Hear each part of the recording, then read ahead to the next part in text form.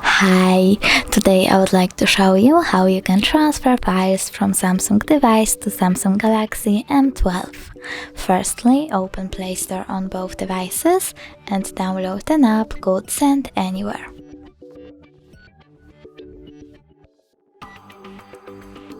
Then open it,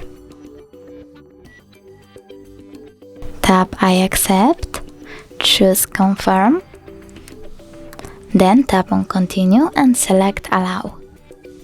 You want to go with Receive on M12 and Send on the Samsung. Then tap on all of these dots and choose Send to send all of your files. But it will take some time, so I will only click on this one photo, choose Send,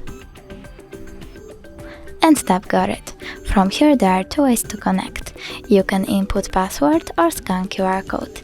If you want to scan this code, tap on the scanning icon over here, select Allow and point at the code. As you can see, my file was successfully transferred, but if you wanna check it out for sure, you can always go into Menu, select Folder Samsung, tap on My Files and choose, in my case, Images. And over here, there's Send Anywhere folder with your files.